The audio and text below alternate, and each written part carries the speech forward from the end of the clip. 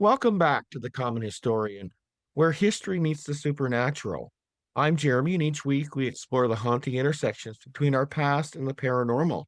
Tonight, I'm joined by Tia, host of Lifestyles with Tia, a podcast exploring the faith, spirituality, and stories that shape us. Tia joins me to share her own firsthand experiences with the paranormal and what it means to hold space for the unexplained within the life of faith. So grab your favorite beverage, dim the lights, and prepare to journey into the world where history refuses to stay buried.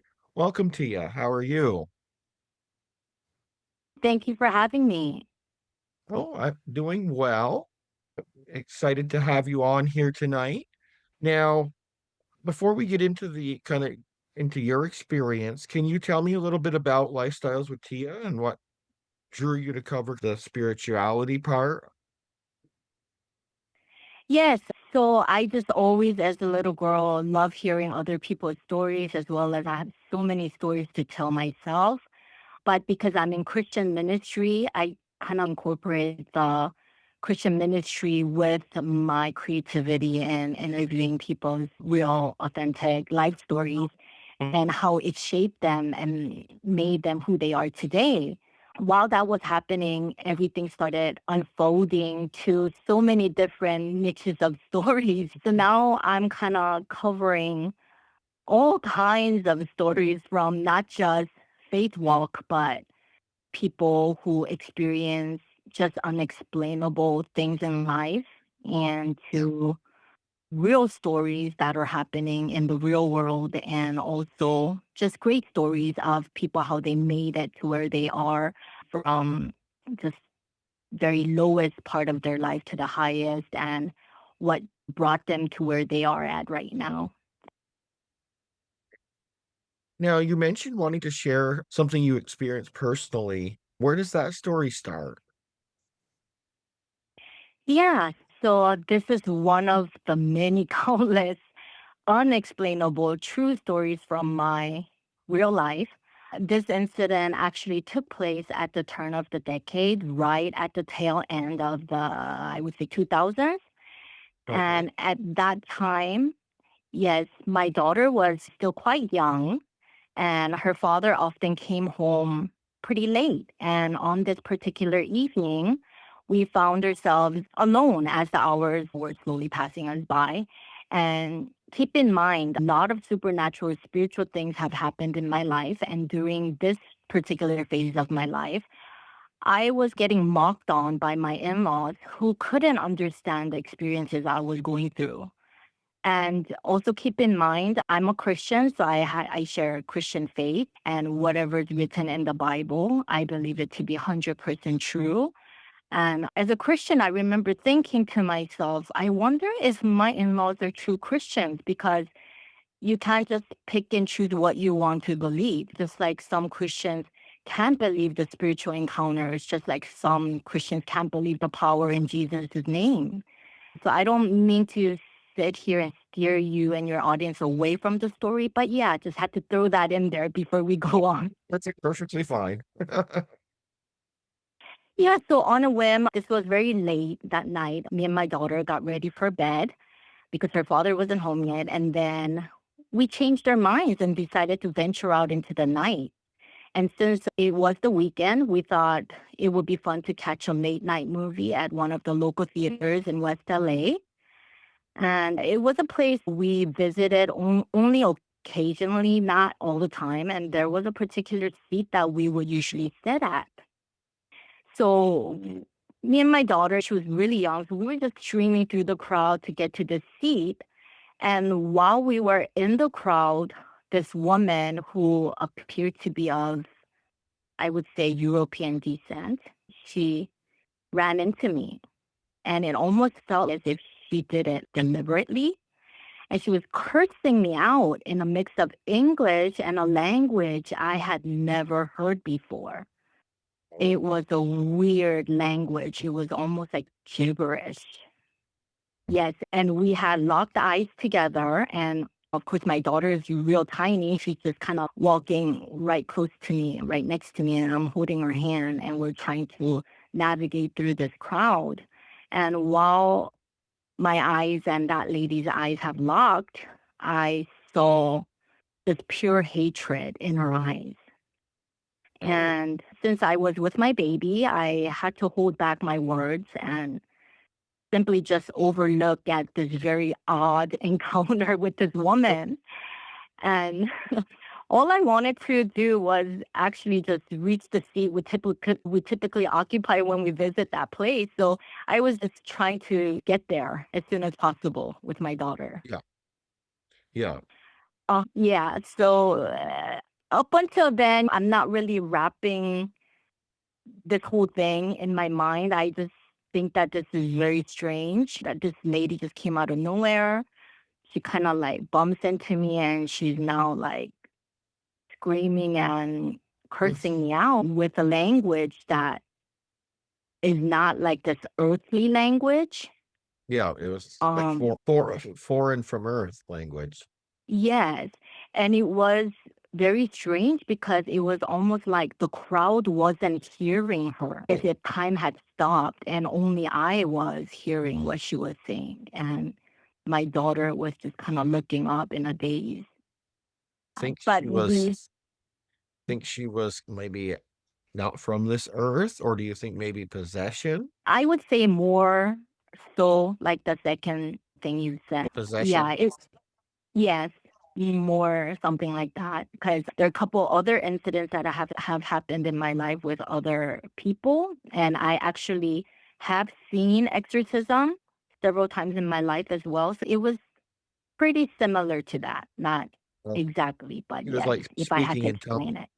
Yeah, she was like speaking in tongues, or well, I Yeah, think that's but it was, yes, it was very eerie oh, what she was doing. yeah. There's a delay on my end, so sometimes Oh, I is hear there? you and I feel like No I'm problem. talking over you. No problem. Okay. Oh, Yeah. So, Jeremy, I grabbed my daughter and we are just rushing through the crowd because I want to hurry up and get to the seat. okay. And the lady just disappeared. It was like a speck of a moment. It was just like she was there and she wasn't there now. And it was weird. And then I, when we got into the theater, there was somebody sitting there at the seat that we normally sit at. So I passed that seat to look to see who's sitting there. It's that lady again. Oh, no. It was the exact same seat Yeah. that you And always sit in? Oh, yeah, that's as right. if she knew that was our seat and she wanted to sit there purposely. Mm, that is weird. That is really weird.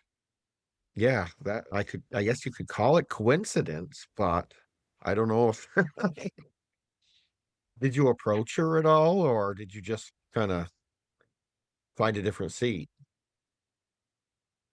Yeah, so I just passed her by. We did look at each other. And again, she had that very evil, uneasy look in her eyes.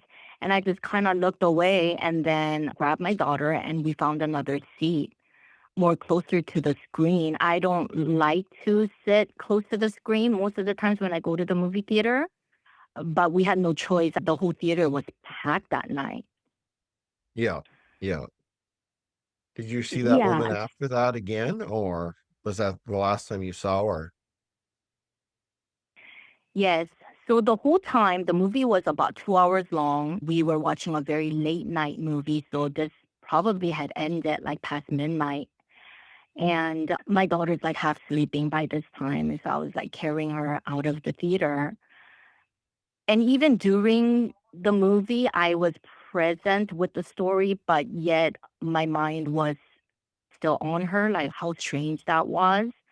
But I tried to block it off because I wanted to be in the moment with the movie. 'Cause I'm a total movie. What is that called? Enthusiast? Yes, all about arts like cinema, theater, Yeah, live entertainment, you name it. I love it. So I was trying to be very present in that moment. But it did sit kind of not right with me throughout the night. And by the time we came out, I was holding my daughter, and then I told her, "You're gonna have to walk because she was getting heavy by this time, although she was still young." And we had to quiet a way to walk because we had parked our car like several blocks down. And everybody came out of the theater together, but again, it felt like nobody was around. And it just was like me and my daughter. And we were walking towards our car, and it was very foggy that night. I would think it was probably around October, November-ish, and West LA being not too far from the beach area. I don't know Yeah. if that has something to do with it, but I just never noticed that area being like that before. And it was just more extra than any other night. And it was very cold. And the more closer we came to the car, I saw someone leaning against my car off to the side on the passenger seat area. And I was like, what is that? That looks so strange to me. So as we came closer, it's like a figure, a woman's figure, and she's leaning against the car smoking a cigarette. It was the same lady? I didn't know. I Oh, couldn't know. I couldn't see the face. I only saw like her silhouette kind of figure, her image. yeah. It looked a lot like her though. And yeah, I started getting really creeped out. And Oh, I so would I too. just, yes. And so I told my daughter, Mommy's going to open the car right now with the lock. I'm going to unlock the car.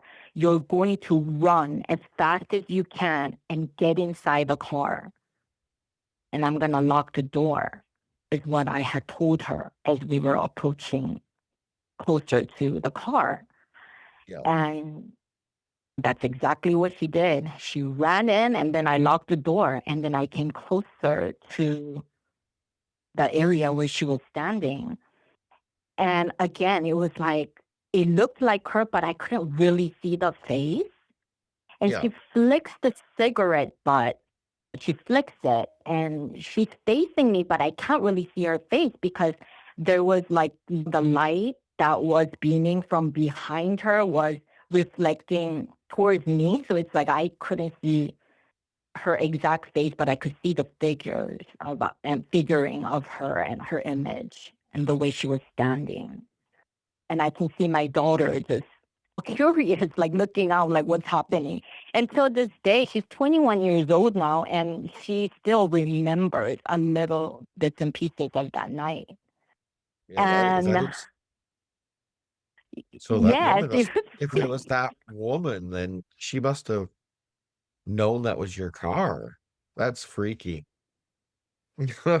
yeah. And unless whether it was her or somebody else, which I totally believe it to be her, but it Yeah. might have not been her. But definitely, I know it was a spiritual thing, whether it was a human being or not. It was a spirit within a flesh type of thing. Because no other way to explain this.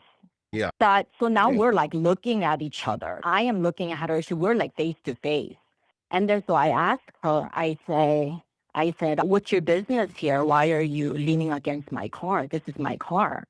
And she starts speaking again, but it's that language. So that was another confirmation. I thought that it was her. That I was sure it was her. And she's going on and on about it. It's almost like she's yelling, but she's not.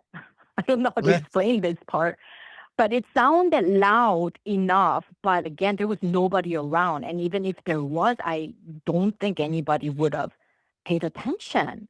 It's almost like as Yeah. if I am the only one experiencing this, right? So I'm thinking like, man, I'm crazy or what's going on? I don't do any drugs, but there's so many other times that I've encountered some stories such as these. So I knew it was a spiritual thing for sure. So I just started saying, I rebuke you, Satan, in Jesus' name. I said, you have no business here. Flee from here. And I'm just throwing scriptures at her, doing all kinds of stuff. Now, this is where it gets really freaky. Oh She no. turns, but it's like the way she turns is not like a movement like a human can do, right? So fast. and she gets on top of my car, my hood, and then she jumps over whatever that fence is. I don't. There was some trash area, and then she jumps over to the building next to the car, and then she just vanished into the night. I kid you not. That's the closest I could explain it. It was like she just Oh, vanished into the alleyway where that the light was beaming from, because yeah. these were like street lights, those tall street lights, and she just disappeared. And that was that. It was like a if it was it had to be like if it was a vampire or something, your human image, but then you turn into this monster or creature, Yeah. whatever that is, and then you just all of a sudden have these wings like Mm, spread out from your body, and you're flying into the night, and it just vanished. that's crazy. Yeah, I'm not sure if she jumped from the car to like that. It seems like I don't know if a human could do that. So yeah, it has to be Yeah, something, some kind of vampire, werewolf, maybe like Warlock or those thing. horror movies you watch, something like that. But it wasn't like heavy landing. She didn't land heavy onto the hood. It was like she landed heavy, but it didn't make any sound. It was like almost like she tapped it and then she flew. No, that yeah. I don't have a lot of experience with that. That is quite the story. Have you seen her since? You mean her wings? No, have you seen her? Has she reappeared to you at all, or has she came back since then? Not her, but I had another encounter kind of similar to that where I saw another spiritual figure, and again, like it was in a crowd and everybody was walking by. Everybody's doing their own thing, riding bicycles, like walking through. It was almost like walking through that figure, and I'm the only one that could see it.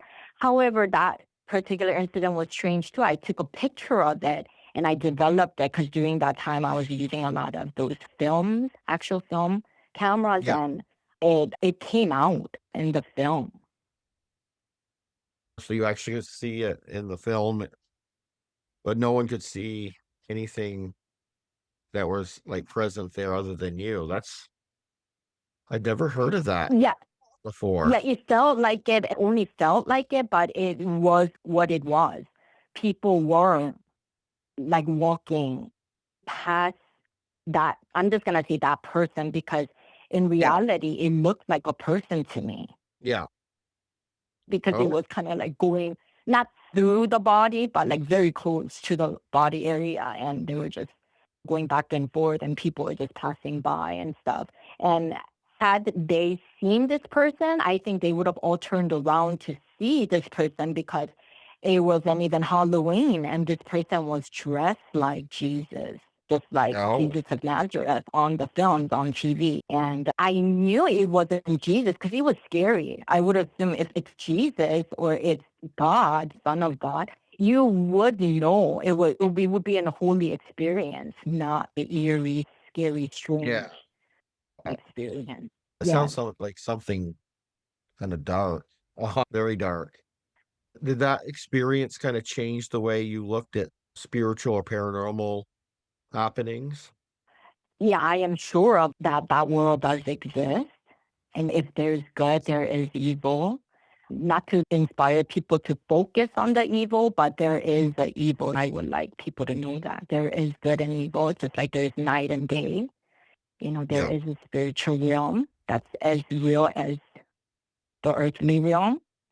And why does those things happen? I don't know, but for Yeah. sure, instead of it steering me away from Christianity, I think it had definitely brought me more closer to God.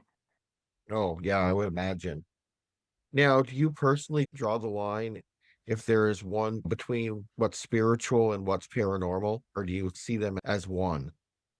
I see it as one, just like mental illness. I deal with a lot of people who's dealing with mental illness, and also I'm in prison ministry, so there's a lot of evil things going on in prison. Doctors will say these are mental issues, mental problems, and majority of the times the doctors give them medication Yeah, to sustain or whatever they want to call it. But I do believe that mental illness and things to do with your it's a factor of many mixtures, I would say. Like it could be imbalanced chemical in your hormones as well as maybe inheritance of maybe if you have family depression or but majority of the times when I see and counsel these people, they all pretty much have something in common, which is they hear voices, yeah, they see things, they don't like anything good. And when I say good, it's like only one is good, which is God. No one else aside from him is good, according to scripture, right? I mean, there's yeah, good people in the world, you can say it like that, but I'm talking about flawless, sinless. yeah. Yeah, so when I actually talk to some of these people could be serial killers or they have major mental illness, they've murdered their family or their wives. And I hear their stories and I talk to them face to face sometimes, and it's all commonalities that they share are that something made me do it. Something Oh, told me to do it. Now, what is that something? now with your story, have you told this to others and have you got, does everyone believe the same as you that was something very demonic or evil? If the very close people to you or your own family members don't believe you, how could you share this story comfortably? I've shared with some real close friends, but not too many people know about it. Oh, Even in Christian testimonies, sometimes, like I said earlier, some Christians don't even believe. So it's like one of those things where you'll just carry with you for the rest of your life. And if somebody wants to hear about it, you'll tell it but yeah, not make it your main testimony. Because when yeah. I was in my marriage and my in-laws used to literally they used to mock me. I would see things in their house too, and I would sometimes share, and they wouldn't believe me. And Mm, I'm thinking to myself, how could you be a Christian and not know about this? yeah, I remember when my father-in-law was passing, I saw something strange in the hospital bed as well. And when I shared that, my mother-in-law got really upset. And during that time when these things were happening, because we've moved from Beverly Hills to West LA, or was it the other way around? But that area seems to be like not, I can't say just because it was an area, more things were happening, but it had somewhat to do with it because I had a girlfriend who moved into this really nice house in New York City and it was so cheap. And I told her something's not right here, whatever she was experiencing. So I told her to reach out to her realtor. And then later on, she had found out that there was a murder in the house. And that's why it was so cheap in the middle of yeah, that neighborhood. You can't find anything like that. And she was going through a lot of weird incidents. And I'm the only one that knew about it because with her too, she felt like she couldn't really tell anyone. yeah, yeah, yeah. And I think the current culture is getting more accepting of the Hmm. stories that people have experienced. I know my listeners are pretty open to hearing the different experiences and stories. Do you believe that you have some gifts? Because it sounds like you can see, sometimes you can see things that others can't, which I know some claim that's like a gift. Do you believe that that's what that is? Or, Actually, now that you're saying that, some people have mentioned that to me in the past when I did briefly mention, but I never really saw it as a gift. But yeah, I guess it could be, right? yeah, I, yeah, just for from the most part, yeah. Go ahead. I'm the way sorry. you explain it, and I've talked to a lot of different mediums that have had gifts, they see things like they can see things that are not always everybody else can't see, or they experience things that other people can't. They can be right there with them and don't even know that they don't experience it. So that's why I was just curious. Yeah, sure. No, it's a legitimate question. I want to tell you a confession, and I'm not proud of this at all, but There was a period where it was happening quite frequently, and then when it did happen, I just wanted it to go away. I didn't take it as a gift. I felt more like it Oh, was a yeah. curse. I don't want to deal with Yeah, this it kind of might be thing. yeah, you could call it a curse as well because it can be very from what I've heard, it can be very overwhelming, very much. Yes, Uh, that's the correct word, overwhelming. But then when it didn't happen for a long period of time, then my curiosity was up on radar. How come it's not happening? Or yeah, like so you I want to experience that. It even went to the opposite, and then I would just have to shake it off and be like, no, I need to be in the Word. I need to read the Bible more than focusing on this. But that's my next thing that I wanted to address. I struggle with that sometimes because I've had these experiences. I guess I don't know what the right word is, but my mother always says, don't focus on the bad, always focus on the good, and always focus yeah, on God instead of your experiences. But sometimes I can't help but to go there. I go there and then I have to stop myself. I'm like, oh, I want to watch something spooky because I can relate to it because it has yeah, happened before or something like that. yeah, yeah, I can completely understand. Now, did your experiences that you've had change how you approach your own work and the stories you cover on your show? I think it has so much to do with it. I'm very open minded when I'm interviewing other people and when I'm hearing their Yeah, stories. Although sometimes you pick up on it, like maybe this person's exaggerating it, but either they were exaggerating it or not, it must have happened to them. There's got to be some basic yeah, foundation for you to tell the story. So, but I don't really think too much of it. I just take it in a grain of yeah, salt. Whatever people tell me, I just take it in as their story. And I just want to make it the best of it so that the next person can learn or can maybe relate to. Because yeah, I know a lot of people deal with different things in their lives, and some of them might think, why am I the only one experiencing this? I've had a couple people around me commit suicides, and I'm always thinking, had I maybe shared God with them more in depth, or have I shared my stories with them in depth, maybe it could have helped them, or it could have stopped them from committing that sin or committing that incident. So I always try to look at it from different angles.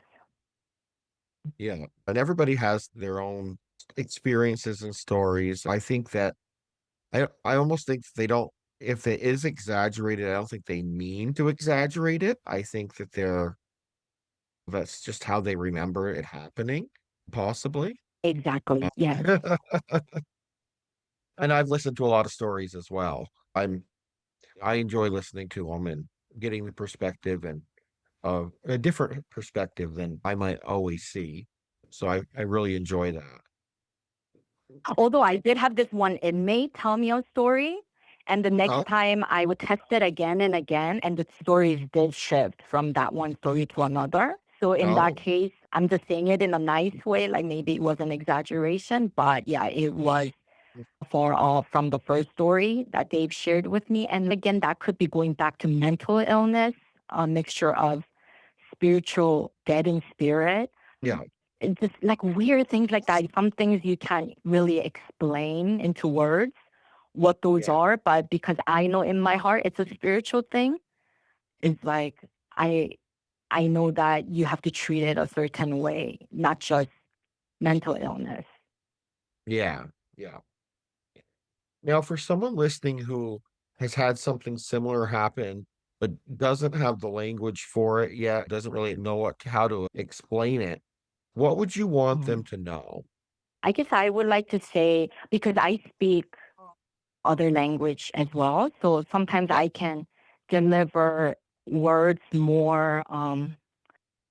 more clearly in that language versus English. yeah, And but what I try to do is as I am walking through that those emotions and the time that I witnessed all this, I just try to make the closest words that could mimic that feeling of what happened during that time yeah. and just tell it just like how it had happened, you know? Yes, yeah. I think that is the basic. If you've had something similar, just tell your story. I think sometimes it feels better when you get it off your chest as well.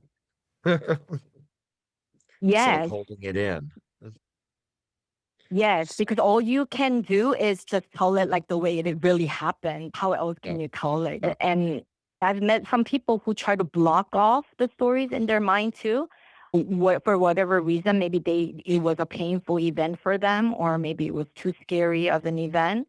But for me, I don't know. I think for the most part, I try to preserve the moments. And I have a whole boxes and boxes of writings from my journey in life with so many Yeah. different stories. And now it's all digital. So I'm like trying to move all that to my Mm. computer and it's taking too long. Have you considered writing a book on it? If you've kind of done your whole journey? I did write a children's book once, and it's called The Journey of Princess Tia, and it actually got published in Barnes and Noble and other No. platforms, and it's still there. But that's just one speck of my life story, Oh, one little piece from it. And yeah. that story came about because I went on a mission trip to Mexico and I've seen all these children and I thought, wow, what a great way to tell a story when you're writing it in a children's form because they're so simple and they're pure in that way where they can just see the imagery and read the couple sentences and soak in the story kind of thing. So that's how Yeah. I wrote that book. But these are like novellas. These are real life stories, Yeah. pieces that need to come alive. So yes, it would be a long journey, but I do aim to make that happen in the future. Yeah. Now, looking back at your experiences that you've had, how do you make peace with the parts that you just still can't explain? I just go straight into the scripture and try to show people what the scripture says, just like what had happened in the Garden of Eden. It was Yeah. just one misleading scene that had made the whole mankind fall, humanity fall. So I do believe that the devil, the Satan, evil spirits, they are very crafty and they're very They are. smart. And I noticed this even with my own stories. I realized that their best trait is confusion. They like to confuse Yeah. humans or And they make like to them think pretend, like it's, yes, like to something wrong pretend. with me. Because I know that from stories I've heard that the demonic and evil will normally try to trick the human into believing like maybe it's a young kid or an old grandmother when they'll appear as that, but they're really just trying to earn your trust. Yes, to make you think that you're in a safe space or you're with somebody safe. And Yeah. so you can be it's like a scheme of luring one Yes. person. Yes. It's a game for them. That's why I asked about if you'd seen the lady since, because it sounds like that she was almost stalking you.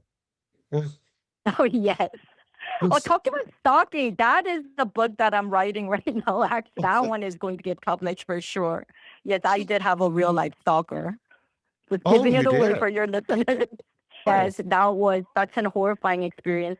And how that was traumatic. mixed with, yes, it was mixed with spiritual things, but it was mainly physical things. And that was really scary too. Yes, there's lots of stalkers out there, and it's a serious thing. I'm glad that you were able to handle that.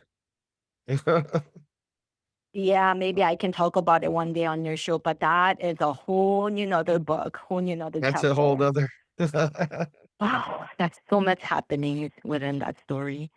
But Oh, yeah, these so spiritual stories, they're very tricky. they are. It's They are. Now, do you have anything upcoming? I know you said your podcast or any additional books, or are you appearing anywhere? Figured I just let yes, you so give a give give your kind of spiel on promote whatever you'd like. thank you. Yes, I have many exciting things coming, although it's all in transition because I can't do it all. It's like I have to wear so many different hats these days. But one of them is a music project. It's going to be a solo album. This Oh, one is dear to my heart because I am talking about just like the podcast, real life situations that have happened yeah. and in a song. And I just love the sounds of the 80s and the 90s. So I kind of incorporate that feeling into the song as well. So it will maybe to new listeners or people like my daughter's age might be like, oh, that sounds different or maybe Yeah. sounds a little old. But I'm Yes. trying to preserve that feeling in the song. So Yeah, that's very exciting for me. And plus, it's sharing the gospel within the song as well. So I'm very excited about that one. that's great. Do you have anything else going on? Yes. And then after that one, it's an Hawaiian project. So Hawaiian sounding of instruments mixed with modern and still trying to figure out if I want to go kind of mixed with jazz or some other genre. Yeah. Yes, the lyrics are there. It's almost half recorded. It's gonna go through the mixing and mastering phase, and then thereafter, I wanna make it come alive into a film. So that's a project me and my daughter is doing together, which is very exciting for Oh, me. it's Yeah, it's so exciting because we get to spend a lot of time together and we get to brainstorm and kind of do things together about the song and how we want this creativity to come forth. And so, yeah, that's another very exciting project that I got my hands on right now. no, that's great. And where can my listeners find your podcast, Lifestyles with Tia? Yes, it's on major platforms. I do get frequent emails about people mentioning Spotify a lot, iHeartRadio, Amazon, Apple. And listen notes, I've heard several people tell me listen notes as well. I think Podbean, I think it's everywhere pretty much. If you Google Pretty much lifestyles with Tia, really, all the major yes, platforms have that. Okay. yeah. I thank you for coming on today. Remember, history never truly dies. It just finds new ways to haunt us. Till next week, keep digging into the darkness. Thank you so much, Jeremy, for having me. Oh, no problem.